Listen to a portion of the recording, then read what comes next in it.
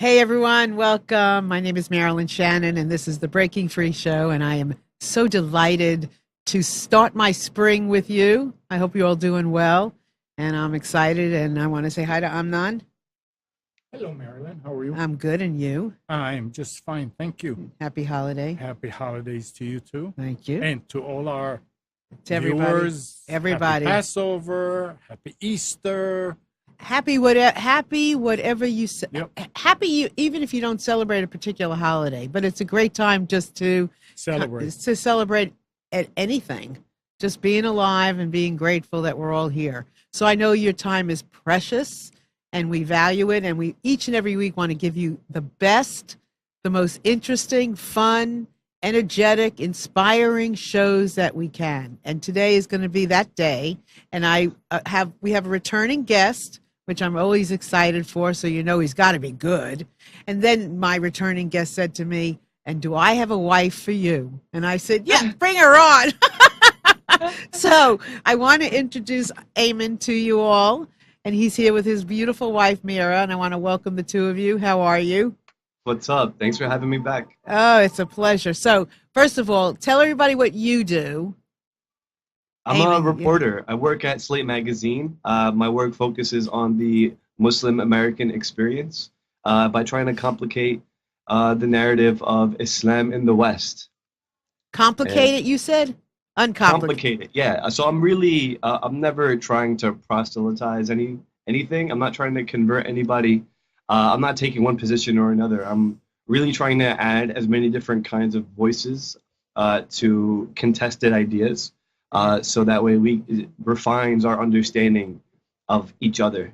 Absolutely. So, for example, in the last episode, I interviewed my wife and my partner, Mira Abou Elezz, about the experience of the metoo movement and how it was especially unique for Muslim women living in the West. Yeah, I want to really get into that. And when you say, first of all, let's back up for a second.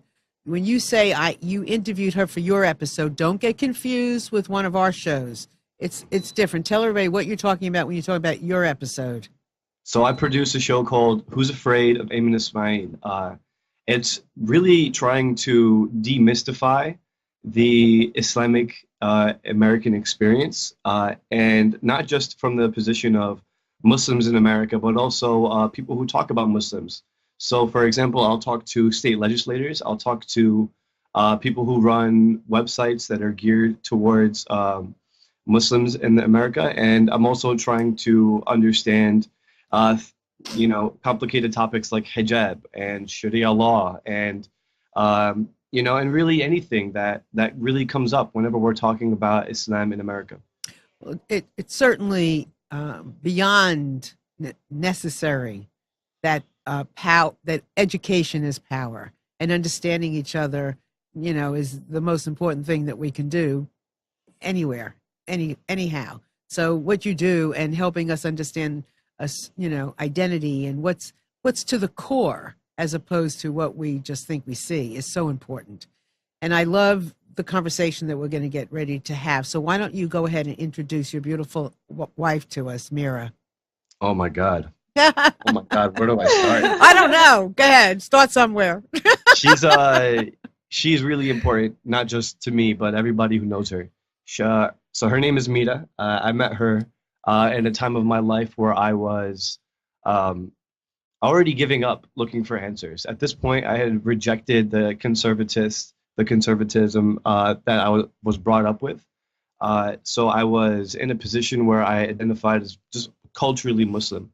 And then enters Mira, who really, in one conversation, changed my entire world perspective and how I saw myself in my own relationship with others and my relationship with God or Allah and everything. So I latched on. I made sure to keep her in my life in the capacity of friends, and I'm truly blessed that it evolved and became something so much better. And I continue to learn from her until today. But it's not just how she talks and how she and what she means to people. She herself is an expert in Islam. She has a master's degree in religion and has a special significant understanding of the intersection between Islam and sex. So her voice is a very needed one and a powerful one, and unfortunately a rare one. Thank you. Really, can I ask you one question? Let me ask you one question before you start. First of all, I noticed that you both have two different last names. Why is that? So I think culturally, in the Middle East, when women get married, we don't really change our last names. It's not like kind of like a necessary thing like out here in the West. And I just wanted to stay true to that, and keep my own last name because that's who I've been my whole life. And I feel like a marriage is, you know, adding to my identity and not replacing it. Okay, because that's completely different right off the bat than probably what many of us would have thought. Right. Yeah, there you go. Number one. Number one. We don't change our last names. Oh my God. And you want to keep your identity. Oh my God. Who would have thought? So, and I just want everyone to know what I just found out was this is the first time that they have been interviewed together. So this is, yes, this is exciting. So welcome, Mira. I'm so happy you're here. Thank you. I appreciate it. I'm happy to be here too. So where do we start having this conversation? Take us into the beginning. So one of the most repeated tropes when we're talking about Islam in America is the treatment of women. And I think that's one of the ways that it's just one of the many ways that the far right has been able to distinguish Muslims from the West, from the rest, I mean. So for example, there's a constant effort to make Muslims in America feel like it's an incompatible concept, right? So as a Muslim man, I'm constantly being asked, you know, how do you treat women? How do you feel about women? Do you feel like your sister is a second-class citizen? Let's talk about inheritance. Let's talk about the treatment of women in places like Saudi Arabia. So I think it's a very sensitive topic, something that too many men in general are talking about, but not enough Muslim women are talking about. So I think it should really be an opportunity for women like Mira and any Muslim woman in America to really try to get their voices heard and not be that invisible minority. Right. Now you said your sister. Now are you talking about your sister? Yeah. Okay. Okay. I was just talking, but I think that also applies to all of my sisters in religion, really. Okay. So I think this generation of Americans are really well connected to each other. So it's really easy for people to seek out voices, you know, with the addition of Twitter and Facebook and YouTube. So we are seeing an explosion, really, of Muslim women in America finding platforms to express their views and be known. So I think, you know, if you don't already follow Muslim women on Twitter, do so immediately. So I can recommend you hundreds of them. Yeah, you'll have to, and you can obviously give it to us, and I'd love to have it posted on our Breaking Free page. So Mira, go ahead. Sure. All right. So, first of all, when you speak, are you speaking for an American Muslim woman, or are you speaking for a Muslim woman? When I speak for myself, but I think that's actually valuable in and of itself because I am a Muslim American woman, and that's my experience as a Muslim American woman. So yeah, I think the more specific the conversation, the more helpful, because all too often in these conversations, there are a lot of generalizations that are made. And so, you know, making that more narrow and speaking about personal experience and personal knowledge helps uncover the nuances a lot more better.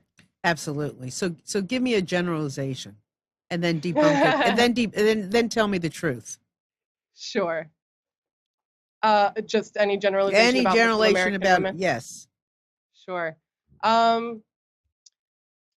There's a generalization that, you know, I mean, the hot topic is hijab, right? Right. And there's a generalization that especially, you know, women in the West who wear hijab are doing it because they're being forced by somebody, because it's not the cultural norm to wear a hijab in America. And so the idea is that Muslim women have some sort of, person behind them telling them what to do and how to dress. And the reality yeah. is that, just like any other decision anybody makes, there are so many more factors. And, there can be a kernel of truth to the cultural pressures, the religious pressures that influence a woman's decision. But that's involved in everything. Any decision that you make is involved with a number of cultural factors and people who expect things from you, right? But the reality is that a lot of, for example, I wore hijab in America for about 2 years. And it was interesting because, I started wearing hijab in Saudi Arabia, where that was the cultural norm because I lived in Saudi for high school. And it was easy. Everybody was doing it. It was kind of part of the dress anyway. And then when I moved back to America, I realized a shift in my intention, and that intention became more of a political statement. It was more of a, here I am, I'm a Muslim woman, and I'm doing me, So it was kind of a motivating factor in my life to push me to pursue all the things that I wanted to pursue, to excel in anything that I was engaged in, so that I could, represent Muslim women in a positive and maybe different light than what people were expecting. So then you chose to do what? Then I chose to take it off. As you can see, this cap is not hijab per se. But I realized that I was in college when I was wearing hijab, and at that time, I began to question a lot of things that I thought I knew. You come in with like this naive, idea about who you are, but you realize that, I realized that my identity was shaped by things that I had been told about myself growing up. And at that moment, I had been kind of in the process of redeveloping an identity, relearning my religion, understanding everything that I came to know, starting from scratch, essentially, especially through my religion classes. And at that moment, I felt like wearing a hijab came with so much pressure and so many assumptions and expectations from other people that it was getting in the way of me discovering myself. So can you see yourself wearing it again once you are clear about your intention? So first of all, I don't think I'm ever going to be like super clear about, my identity, just because it's always in flux. It's shifting as time goes on. But I did come to a point where I, relearned the concept of hijab. And from that perspective, I don't see myself going back to wearing it, just because my understanding of hijab now is not that it is, obligatory on all Muslim women. So I guess I'm Jewish. So I was born conservative, and my father was born Orthodox, and the things that I was told as a young child and into being a woman wasn't always what I have later found out to be more of the truth that I want to believe. How do you know what truth to believe? Because, when I was brought up, I was told that men and women sat separately because women, made more noise and were talking more to their friends. That's what I was told. That's what I was told, right? But later on, from a rabbi, I found out that that wasn't the case, that it was because women were the closest to spirituality, the closest to God, and they knew how to pray better, and that our beauty was a distraction for the men. Well, I like that that meaning. But when you are looking at this, how do you know what's true? Are you taking something from here and something from there and putting it together and discovering yourself? How do you know? For me, I think intuition plays a big part in it. I think spirituality is expansive, is constantly changing, and has multiple interpretations because it's meant to be that way. And I think within Islam, there can be, an infinite number of interpretations of a single concept. And we believe that, the Quran is meant for every place at every time. And if that's true, then it has to have this infinite capacity, right? Because, not only from person to person are we different, but, from century to century, a lot changes. And so for me, I found the best way to go about that is to really try to understand the wisdom behind the teachings in a way that feels right to me intuitively, and to trust that intuition as something that comes from God. And that way it kind of gives me an opening to also change as I grow, and to learn things in a different way as I get older, and as my needs change, and as my understandings shift. And another thing go ahead. Yeah, go ahead. Just to make another point, Yeah. that makes Islam especially unique in that way is that we don't associate any partners with the oneness of God, right? There is no mediator. There is no authority that's supposed to instruct Muslims the perfect way to be Muslims. And that opens up a huge potential and a huge capacity for Muslims to find out the best way for themselves to feel the closest to God. And in the end, we're supposed to be judged by our intentions. And really, if your intentions are pure and you want to do better for yourself and for your society and for your partners, really that's the circumstance that we're going to be reunited with God in the afterlife. Mm-hmm.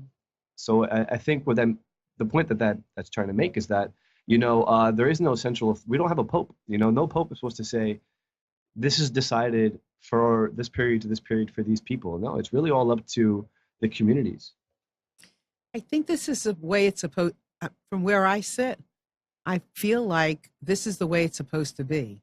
We were given our religions, our way of life, our identity, society, in the BCs, DCs, wherever, early on. And through learning, we are smarter now than we were then. And I don't think religion or anything was meant to be the way we thought it was. I think what we're coming into and how you are personally identifying the wisdom for yourself is how it's supposed to be. I think that's the only way it can work, really. If it's to apply and to help, every person in every community live their best life. I mean, that differs so much from person to person. So absolutely. Yeah. So I want to I was so excited to get into this interview that I failed to remind everyone out there that they are more than welcome to call in anytime. And that number, if you are on a phone, is 919-518-9773, or you can communicate with us through Skype at computers, that's plural, the number 2K voice. Again, you'll come in on voice, not on video, but we'd love you any way you come in. And also on our chat, if you like, you can put your name and come into our chat, ask questions there as well. And if you're listening to us on Facebook, come over to nissancommunications.com, and that's where you can actually partake in our chat, or you're welcome to listen where you are. We want you any way we can get you. And so if you have any questions about any of this, please feel free to call in and share with us, because this is really important. We're talking about some of the most important things you can talk about. And I don't have all the questions, nor do I have all the answers. So please come and comment with me. So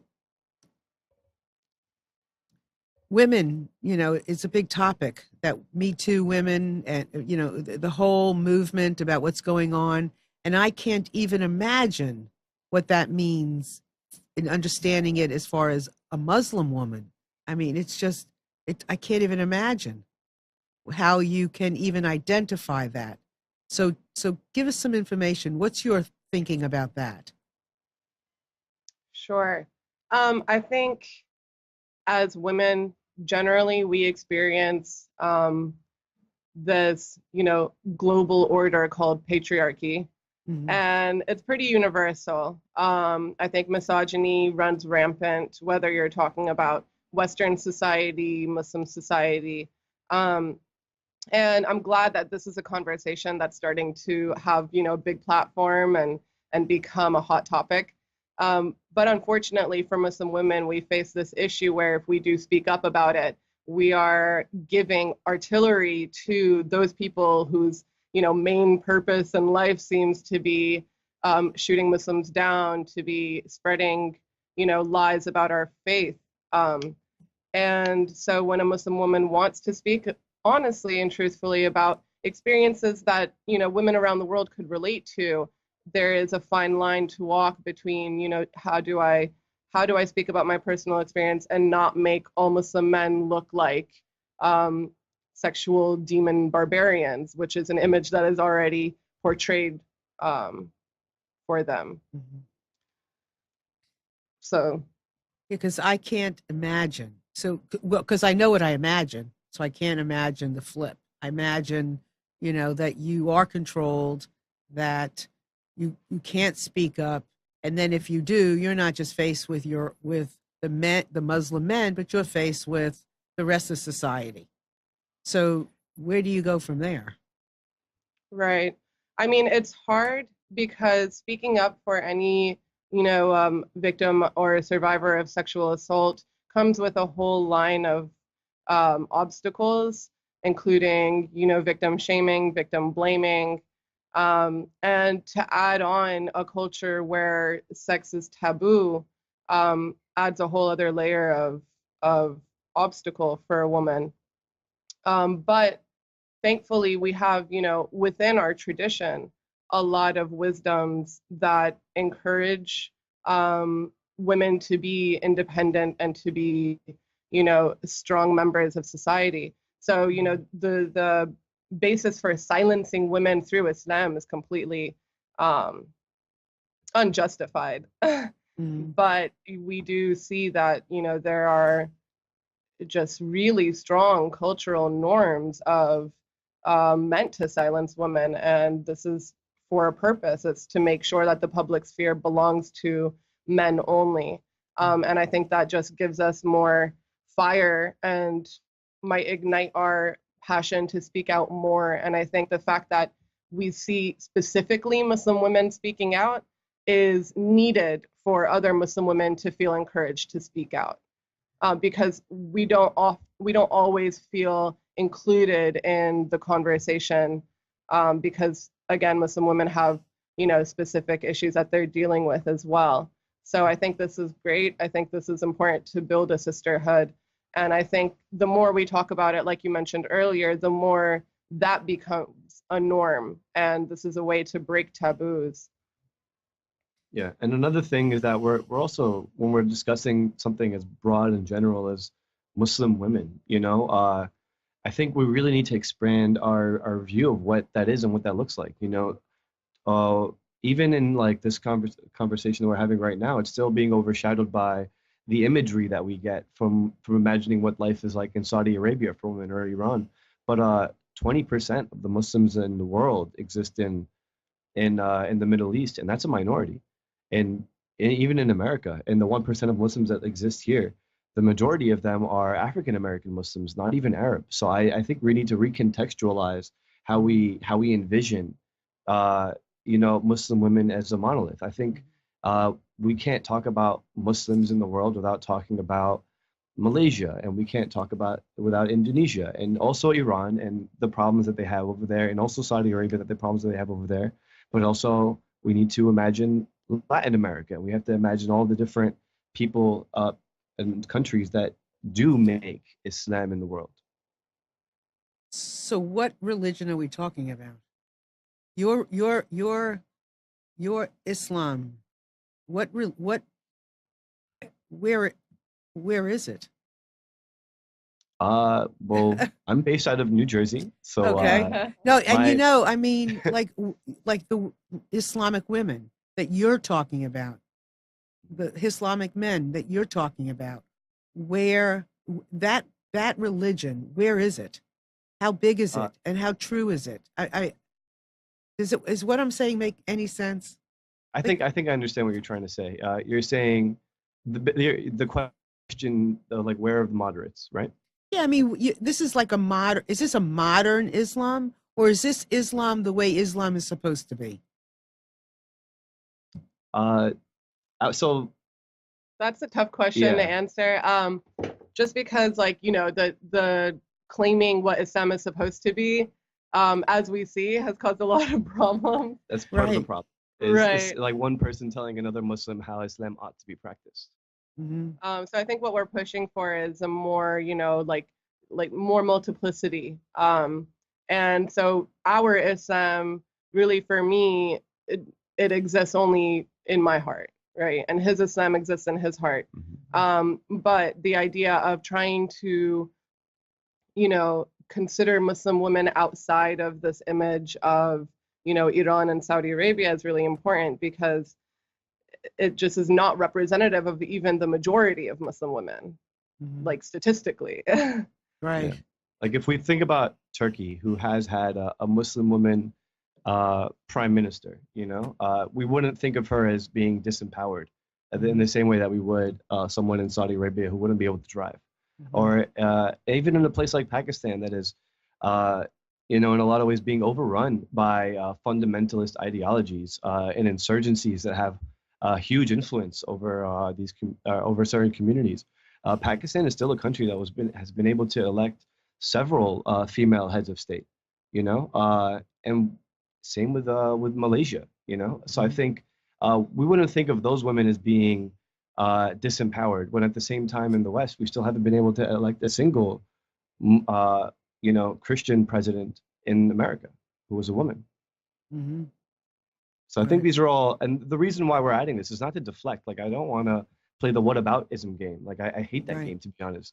But what I'm really trying to do is trying to change the way we think about just the term Islam broadly, right? I think one of the problems is trying to characterize either what I believe or what Mira believes as being the true Islam or Islam as a whole. We're talking about over 1 billion people, right?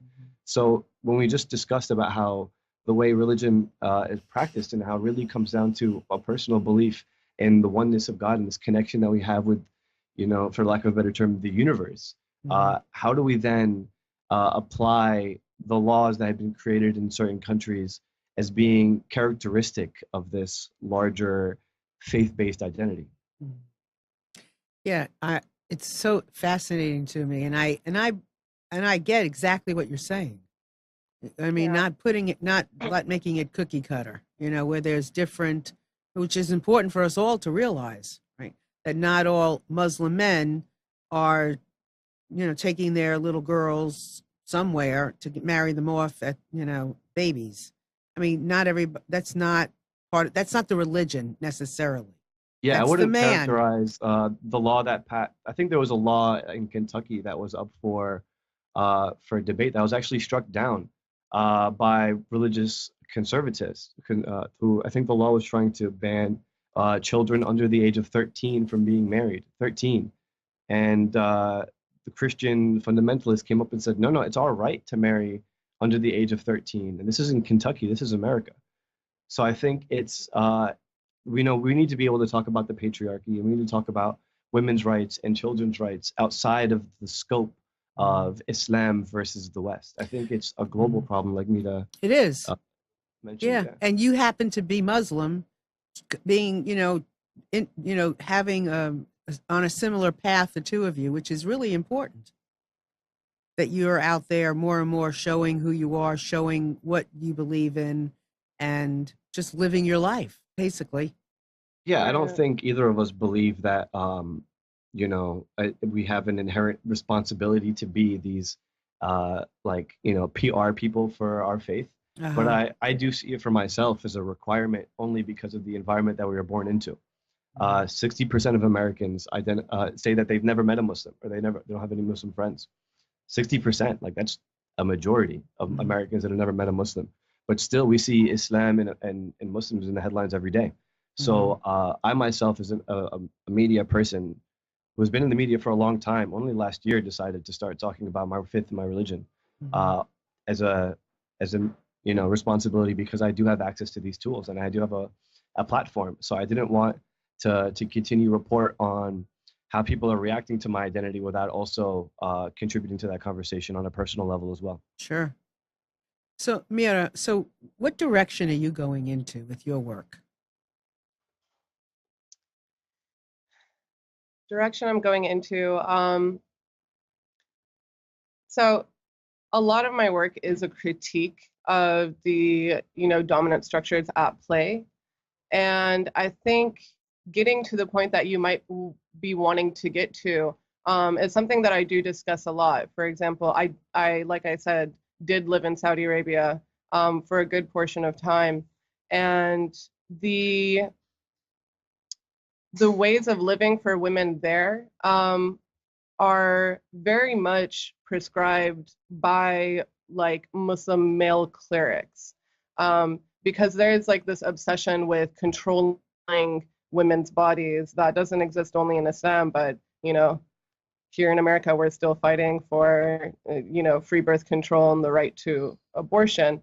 Whether or not you believe that that's okay, it's still the idea of it should be a woman's choice because it's her body is where I'm coming from. So in Saudi Arabia, for example, I met some of the strongest women I've ever met in my life. And some of them believe that, wearing abaya and hijab is the best way for them to feel closer to Allah. And I think that's perfectly valid. Some of them feel like their best contribution to society is raising children and being at home for the family. And that's perfectly valid.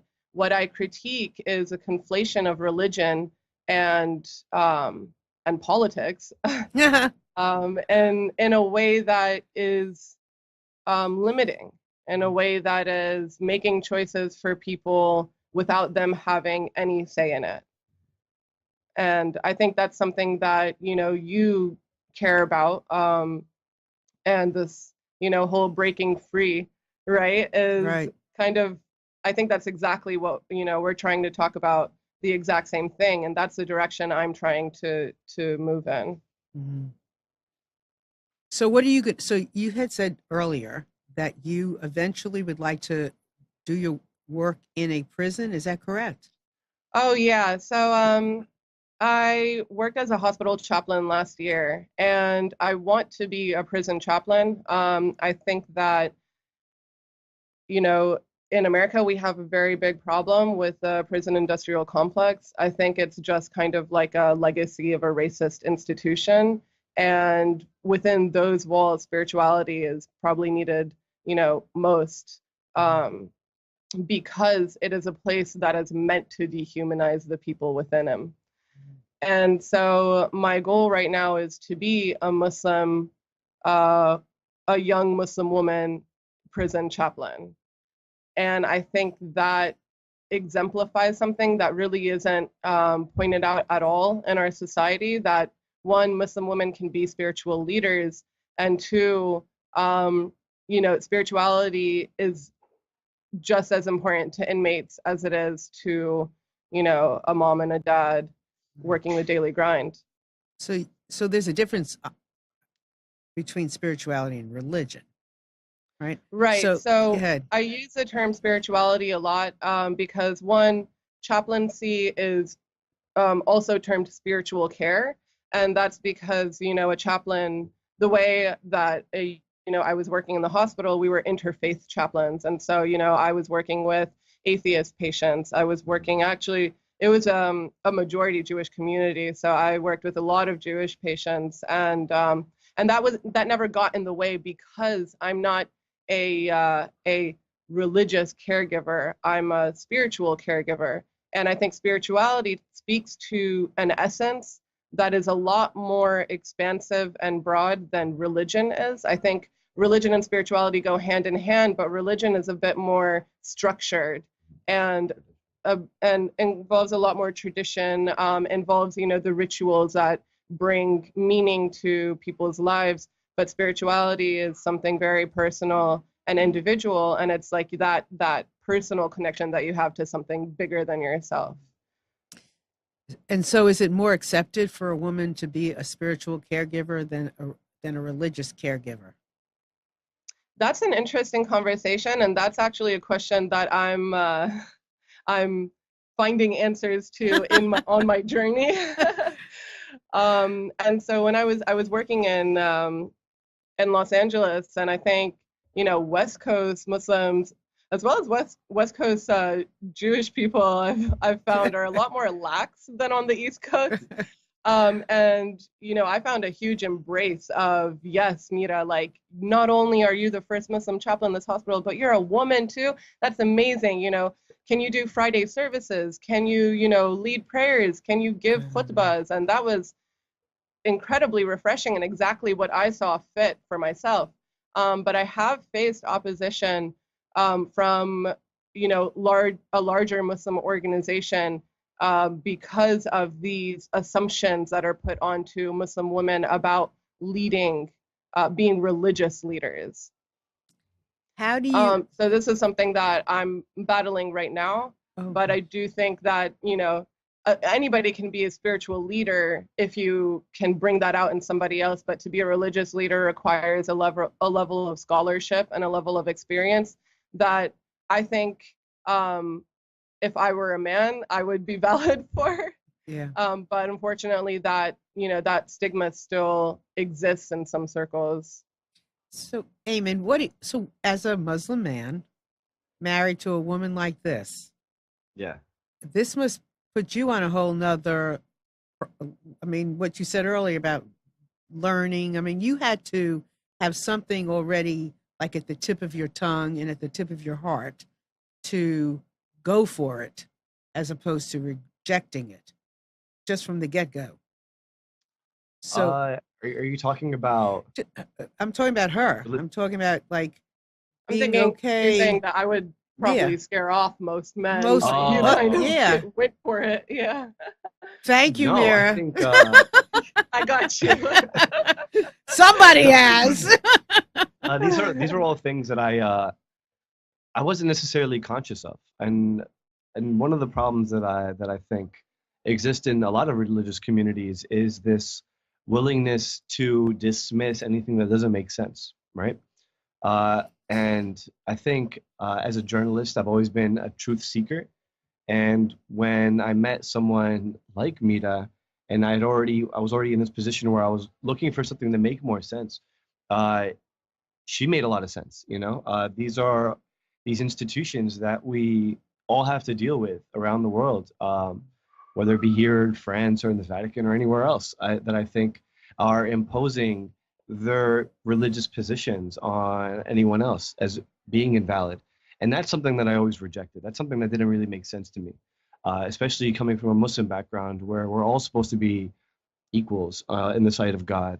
So I didn't understand how any religious institution could impose their way of thinking over another's. I think they could try to convince you using their scholarship and using and citing resources, and that's exactly what Mira did. These are all positions that she isn't just coming to. She isn't just like saying what she feels. She's coming from this background where she has a master's in religion, and she when she was like making these cases to me, she cited these sayings of the Prophet and cited the verses of the Quran, and that made a lot of sense to me then. So I don't want to suggest that all men are weak-minded and weak-willed, but we do grow up in this patriarchy that does position our voices over others, and that's something that all men need to overcome in order to really understand the world around them better. Because you know, people like Mira are out there who are just making a lot of sense but aren't being listened to, unfortunately. Sometimes I think that information like this just has to come from a person to a person, not from a book, not from an article, not from a movie, but a person at a time, just like what you're doing.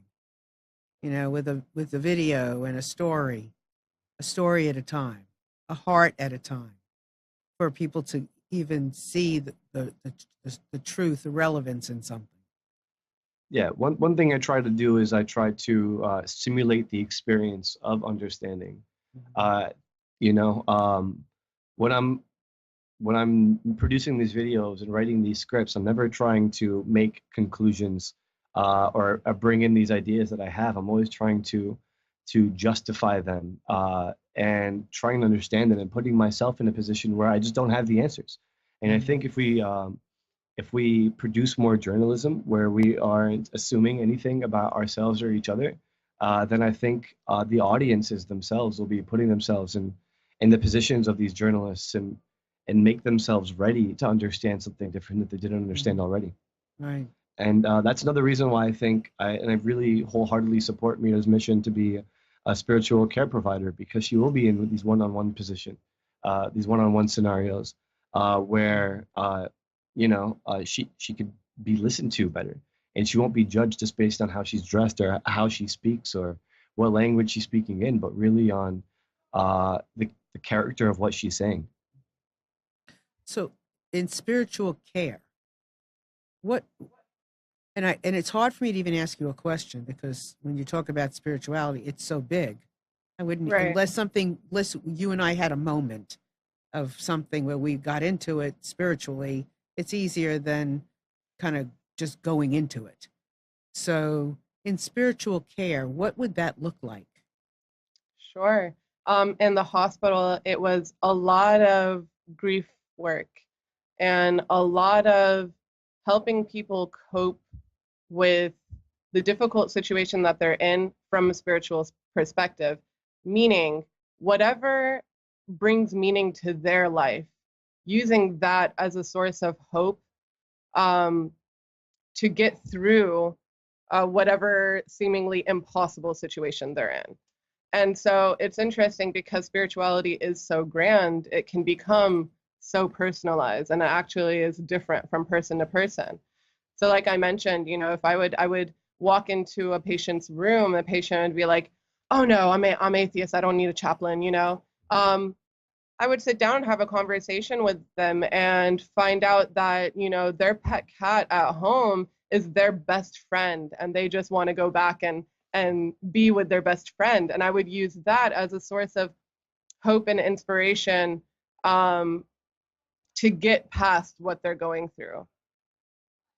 So in the prisons, I see that a little bit different. I think that some people might be in there for a long period of time, and I think that there needs to be some sort of redemptive process for them, a way for them to possibly forgive themselves for what happened or what they had done, in order to move on and have access to the potential that I believe every human being has, because of like an innate dignity and worth that is in every person, because we are a part of something much bigger, because we all come from Allah or God or the universe or what have you. Well, being able to take in what you know into a prison system, being as a spiritual caregiver, what an amazing place to kind of just take it.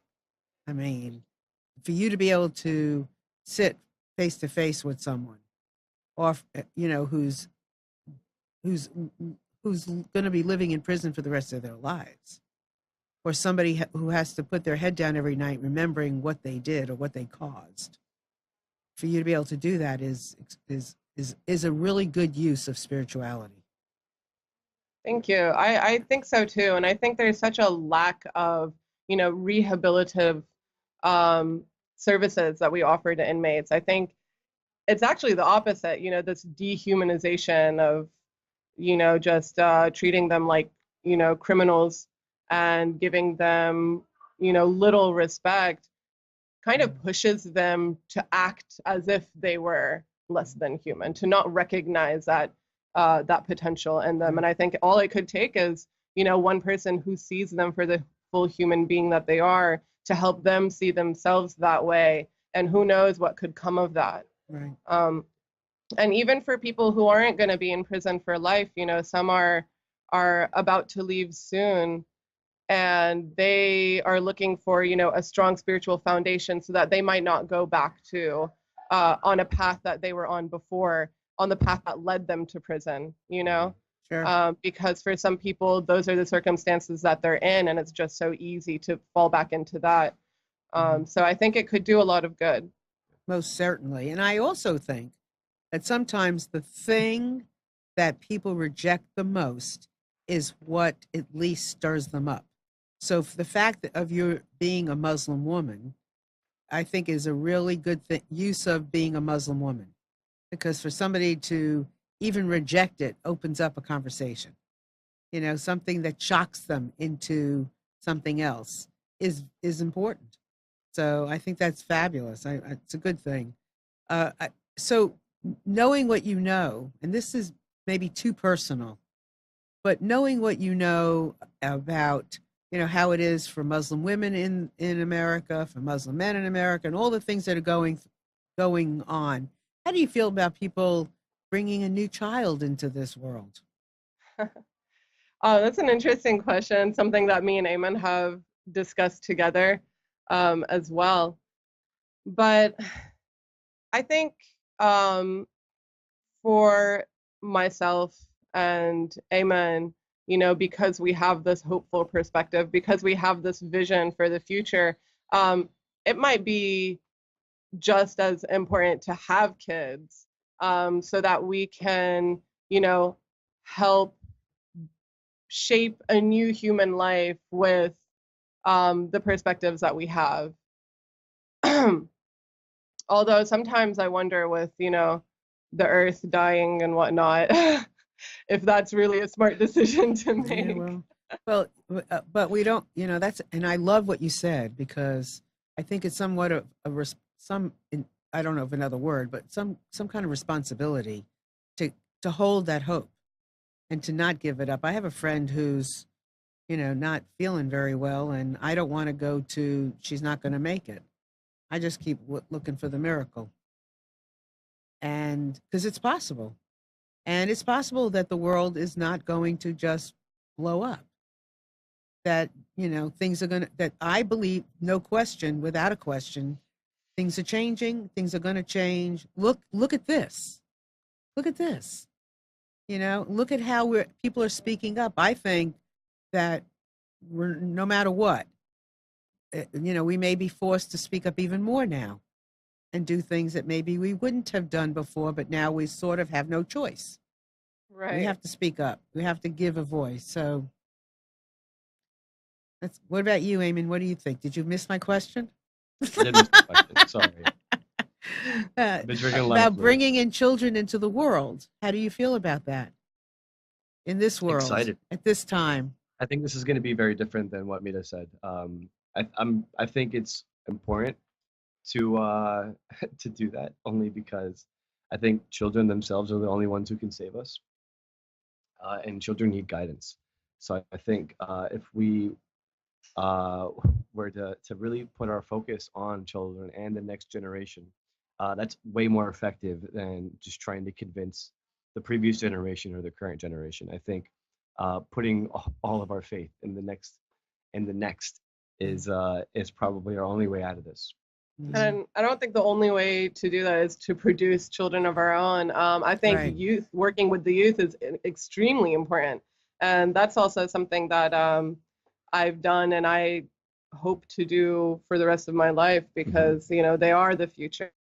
And young Muslims today in America have a very interesting future ahead of them. And we're born into some tumultuous times, so that's where a lot of our focus should be, for sure. I've been meeting more young Muslims around the country and elsewhere, and I'm really excited. They are a smart and resilient bunch. It's crazy. Well, it's looking good. It's looking good. Honestly, I agree. I mean, even what happened in Florida recently, and all the kids that are stepping up, whether you believe in gun control that way or this way or whatever, at least people are speaking up. That's Absolutely. What I think. And they do need spiritual care. Teens, young adults, little kids, they need spiritual care. And they know something. Yeah. And they're powerful. And they want things a certain way. But do you see young Muslims, and I can't say the majority, but from what you see, do you see young Muslims? What direction do you see them going into? Maybe that's a good way to say it. Sure. I see young Muslims being simultaneously attached to their Muslim identity, but also wanting to explore greater horizons. So within my youth group, I had a lot of just questioning and challenging the norms that our parents had raised us with. And I think that's really important. And, you know, whatever answers they find, it doesn't matter. Just the fact that they're questioning, I think, is really important, because that's something that is necessary for any type of progress.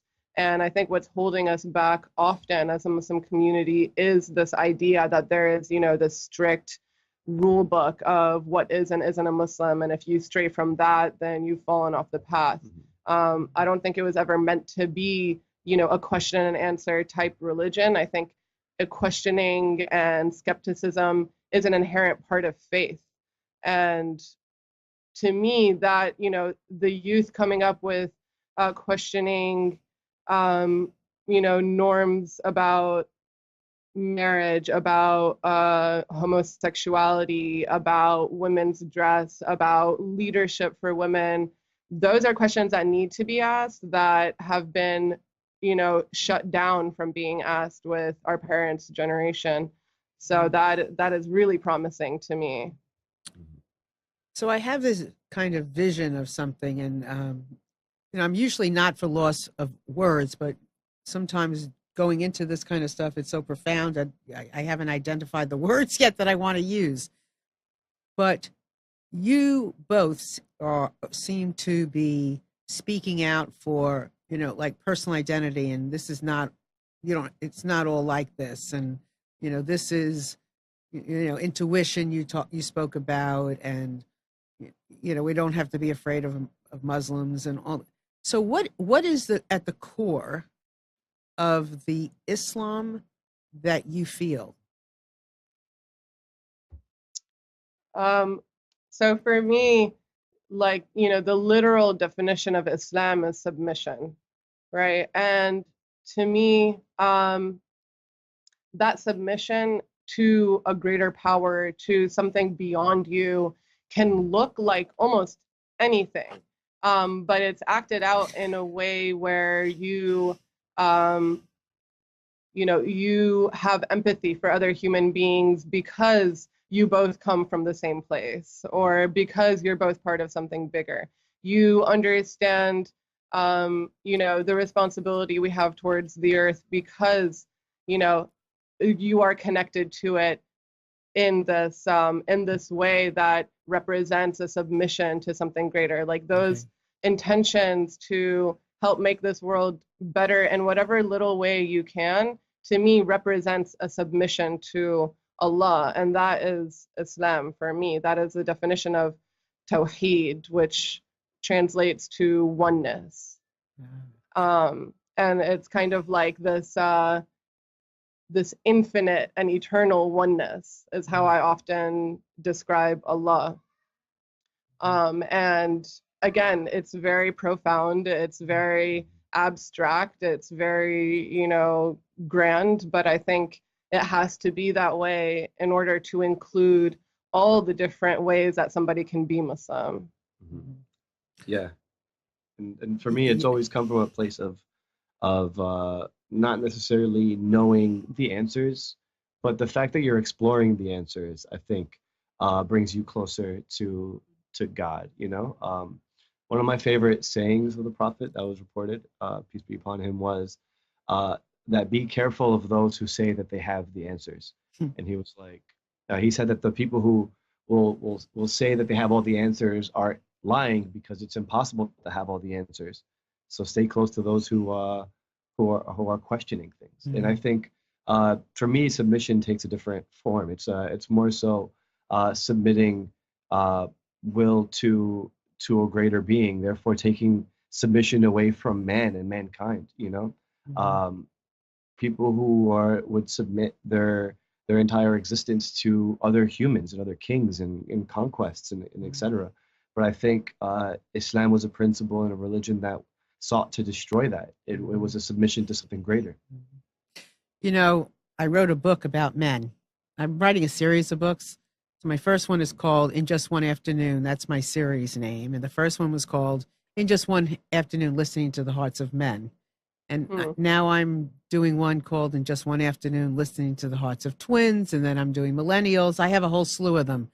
This one is out on Amazon. One of my favorite stories of one of the men in my book was a young man who did not have a father, found himself in prison after following this man and this guy and that guy with, because they were all father figures, and finds himself in a cell with a Muslim.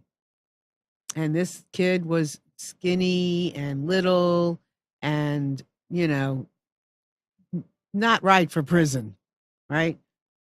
But because he respected this Muslim and the other men that were in prison, and when they prayed, they were the ones that took care of this kid.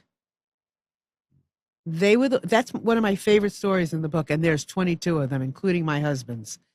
That is one of my favorite stories. Yeah. It just shows you, and that was in prison. Right. And it just shows you what's possible. Absolutely. When we respect, when we love, which is what your spiritual care is all about. Absolutely. Right. And yeah, I mean go ahead. One of the most foundational messages in Islam is, to consider each and every person as a brother or a sister, right? And I think in prison, you kind of need that sense of ummah, or that sense of community, even more than you would outside. And that is kind of a reason why, a lot of people in jail end up converting to Islam, because of this very tight-knit and supportive group of people. Because when you love and support each other for the sake of God or something greater than yourself, it doesn't rely anymore on, it's not so much conditional. It's not so much, I will take care of you if you do this for me. It's more of a, I see you, you see me, I see you, see me type of love. Mm-hmm. That recognition of each other's humanity, I think, is something that's really, really important, and something really beautiful that is encouraged in religious communities. But unfortunately, a lot of times, us humans fall back on this categorizing people as, us and them, and having this restrictive idea of who is worthy of our love. And I think that's completely, antithetical to the basic foundations of Islam. And I love that story. I'm really glad that you shared that with us. Thank you. My pleasure. It's always been one of my, when I talk about the book, and I have several, and there's 22 stories in there, I love sharing about that one. Because to me, that just, in just one afternoon, anything is possible. And that just is an example of of the possibilities. So we are practically out of time. So you have both been so delightful, and I just don't even want to say goodbye. I want to keep talking. But just tell me, what would you like from our audience? Is there anything you want or need from our audience? I need them all to send me any questions that they have. I really do believe that not knowing each other just sets us up and makes us vulnerable to vicious propaganda that's built to tear us apart. So if you do have any doubts, or anything that we said didn't make sense, or you believe is just not true, or anything, just ask us and let us know, and we'll respond. And there's no need for hostility towards one another. So tell them where they can find you. My email address is Aymann Ismail at slate.com, and also just watch one of the videos, Aymann at slate.com /Aymann. Slate.com/Aymann is how you watch the series. And please send me any questions that you have. That's perfect. And what about you, Mira? Likewise, you can shoot the questions over to Aymann. He's a lot better at responding to all types of questions and suggestions. But I'll also put my 2 cents in if there's anything specific to me. And also, just forgive me if I misrepresented anybody out there, because that's often something that I feel when I see people speaking on behalf of me or on behalf of all Muslim women. So please, just trying, you Just know, be yourself. don't have any don't have any of the answers. Yeah. I just want to thank everybody for listening and having an open heart and an open mind. And and thank you for producing the show. This has always been fun, and I'd love to do it again. Yes, Thank you. would love you to come on again because there's so much more to talk about, and just talking about the same things. How many times can we talk about the same thing and have it finally seep in? And I Right. probably should apologize too, because sometimes I have no idea what's coming out of this mouth, but just trust me, whatever's coming out is coming from my heart from the best that I can. And sometimes I don't know, it just comes. So I want to thank you both so much, and thank everybody out there so very much for being here. And Amnon, always for producing the show and having us here. And anything I can do, Marilyn at MarilynShannon.com. You can follow all of us on Twitter too. We would love you to do that. Find us on Facebook. You know, anything that we all can do, because I'm always asking, like, what's next? Like, what can we do? Because I don't have all the answers. I have a lot of questions though. So just follow us, and we'll see you all very soon. And to the two of you, mwah, thank you so much for being here. We'll see you. We'll see you again soon. Bye.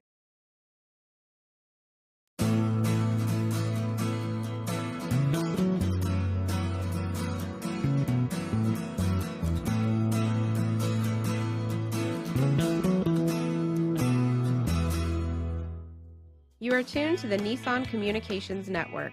If you tuned in too late, you can always watch each program in its entirety or download an MP3 audio file of it in the archives section at nissancommunications.com.